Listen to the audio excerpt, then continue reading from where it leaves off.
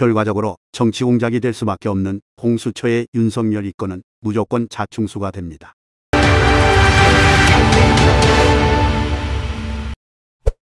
문재인인지 민주당인지 혹은 공수처의 독단인지는 모르겠지만 결과적으로 정치 공작이 될 수밖에 없는 공수처의 윤석열 이권은 무조건 자충수가 됩니다. 우주의 기운이 윤석열을 중심으로 모이고 있다면 적당하려나요? 김대엽 시즌2를 기획하나 본데 이는 매우 심각한 오판입니다. 현재 윤석열의 포지션은 좌우 진영에 있지 않고 반문 진영에 있다는 것을 알아야 합니다. 국정여론조사에서 문재인 정권이 아주 완벽히 잘하고 있다의 비율이 50%를 넘지 않는 이상 윤석열의 대권 가능성은 대단히 크다고 생각합니다. 좌파 시민단체의 고발로 공수처가 입건했다고 하는데 입건된 두 사안은 이미 각각 국정조사와 기소심의위에서 결론 난 바가 있습니다. 문제는 이후에 특이 상황이 발생했는가 이겠지요. 즉 공수처가 입건해야 했을 만큼 특별한 첩보가 있느냐 라는 문제입니다. 하지만 앞서 언급한 바와 같이 윤석열의 포지션은 반문입니다. 공수처에 새로운 첩보가 있다고 하더라도 통하지 않을 가능성이 대단히 크다는 뜻입니다. 너희도 똥이고 윤석열도 똥이라면 나는 차라리 윤석열이라는 똥을 선택할래가 성립된다는 거죠. 그만큼 문재인 정권이 최악이었다는 뜻이기도 합니다. 어떤 의미에서는 이재명이 가장 불리해지는 그림이 아닌가 싶기도 합니다. 윤석열과 이재명, 윤석열과 이낙연이 본선 경쟁을 한다고 가정하면 이재명으로서는 양자 대결에서 유의미한 여론 조사 결과가 있어야만 경선을 통과할 수 있는데요. 이런 상황들이 대단히 높은 확률로 윤석열 죽이기로 비칠 거라는 점을 고려하면 격차는 더욱 벌어질 수밖에 없습니다. 이래도 지고 저래도 진다면 대깨문 입장에서는 문재인과 함께 죽기로 작정한 이낙연이 훨씬 좋은 선택지가 될 겁니다. 내년 대선에서 제가 바라는 것은 딱 한 가지입니다. 사기 탄핵과 선거 부정이라는 원죄를 해결하지 않고는 단 한 걸음도 전진할 수 없다는 현실을 인식하는 것입니다. 좌우할 것 없이 국회 전체와 사법 권력 그리고 언론은 악의 고리로 이어져 있습니다. 이 악의 고리에 균열이 발생하는 대선이길 바랍니다. 국민의힘 행보가 아주 가관입니다. 국민의힘이 사기 탄핵과 선거 부정에서 당당했더라면 똑같은 모양새로 죽이기에 내몰리는 윤석열로부터 자유로울 수 있었을 테니까요. 어느새 완전 무결한 불임정당이 되어버려 외부 인사의 목을 메고 있는 고락선이라니 박근혜 대통령의 등에 칼을 꽂는 것으로 공화당의 적통을 포기했을 때 이미 예견된 것과 다름없습니다. 영선 중진으로서 정치 권력의 잔치상에서 떨어지는 음식물 쓰레기로 빌어먹고 살아온 이준석에게 기대할 수 있는 것은 없습니다. 하지만 바라는 것은 있습니다. 반드시 윤석열을 배척하길 바랍니다. 그야말로 윤석열도 죽고 국민의힘도 죽는 시나리오가 되겠지요. 그리고는 꼭 유승민을 본선에 올려놓기를 바랍니다. 이러면 아마도 윤석열은 최재형과 손을 잡으려 할 겁니다. 이익은 누가 볼까요? 너무 쉽습니다. 5구 대선도 그랬죠. 홍준표와 안철수의 득표를 합한 값이 문재인보다 컸던 것처럼 민주당의 누군가가 이익을 독식하지 않을까요?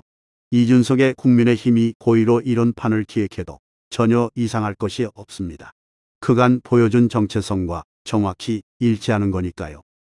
범여권 180석에 100석 이상을 가진 제1야당 국민의힘을 보면서 새삼 깨닫게 되었던 것은 차라리 범여권 300석이 훨씬 이로울 수도 있겠다는 것이었습니다.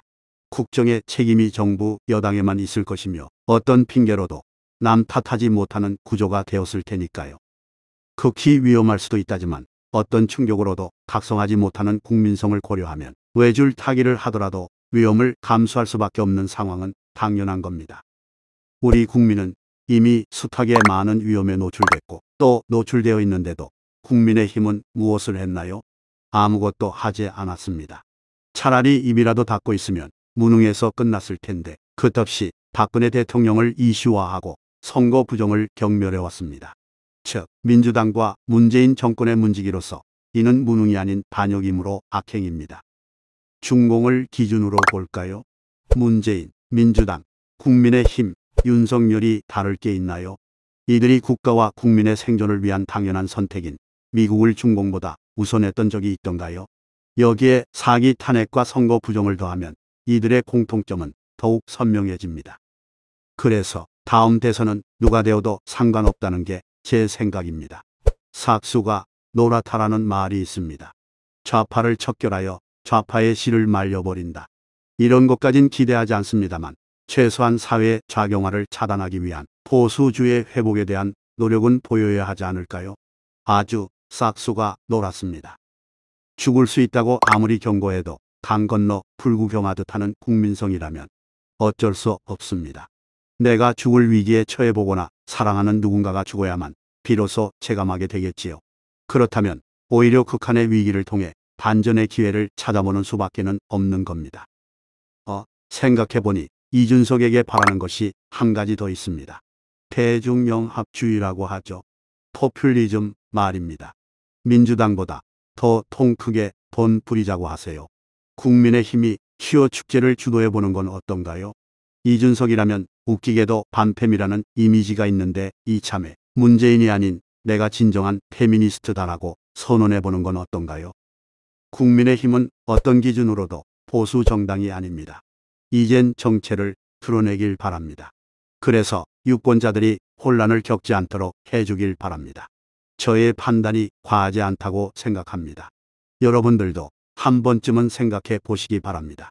국민의힘이 잘해서 지지하시나요? 잘할 거라는 확신으로 기대하시나요? 우리 중에 이런 망상에 빠진 분이 계시기나 할까요? 문재인 정권 4년이 훌쩍 넘었고 사기 탄핵은 10월이면 5년입니다. 이 기간에 우리는 무엇을 해냈으며 어떤 유의미한 진척이 있었나요? 결과적으로 문재인 정권 4년에 암담한 현실은 좌파 자신의 한계로 드러났고 사기 탄핵은 오히려 더욱 부정되고 있습니다. 딱 한 가지만 생각해 봅시다. 누구 때문인가요? 문재인 정권의 방해인가요?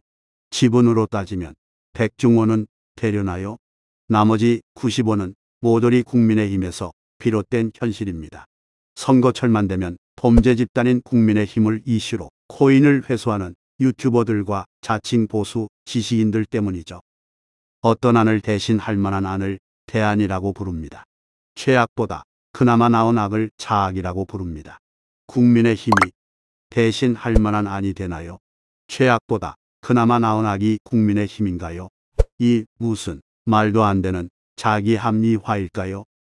일부 장마당을 제외한 시장 경제가 완전히 통제된 북한보다는 중공이 낫다. 이 논리와 다를 바가 없는데 동의하실 수 있으세요? 다음 대선은 국가와 국민을 등진 반역의 범죄를 저지른 사람들이 경쟁합니다. 대안이 될 수 없으며 그나마 나은 악도 아닙니다. 문재인 정권의 교훈은 악은 자신을 스스로 드러낸다는 것 아니겠습니까? 우리가 버려야만 악은 드러납니다. 유권자란 곧 주권자입니다. 주권자는 사회계약을 통해 천부인권을 제외한 개인의 권리를 정치에 위임하게 됩니다. 즉, 계약 당사자라는 뜻입니다. 그래서 주권자라고 부릅니다. 주권자란 국가의 절대 권력을 가진 자를 의미하며 공화국에서는 국민과 국민이 선출한 의회를 가리킵니다. 주권자가 권리를 포기하는 실책을 범해선 안 됩니다. 권리를 가지기 위해서는 의무를 다해야 합니다. 최악, 차선이 아닌 최선을 추구하고자 하는 노력 말입니다. 이런 노력은 대안이 아닌 해결책을 찾고자 애쓰는 과정을 통해서만 실현될 수 있습니다. 주권자의 권력 이전 과정은 매우 당연하게 국민을 통해 의회로 넘어갑니다.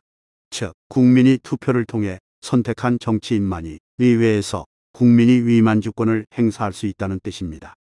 그렇다면 해결책은 매우 단순합니다. 우리가 선택하지 않으면 되는 거죠. 우리는 국가의 절대 권력을 가진 국민이며 주권자입니다. 정치 집단이 주권자가 원하는 후보를 공천하지 않으면 그 정치 집단을 과감하게 버리는 것이 주권자의 의무 아닐까요?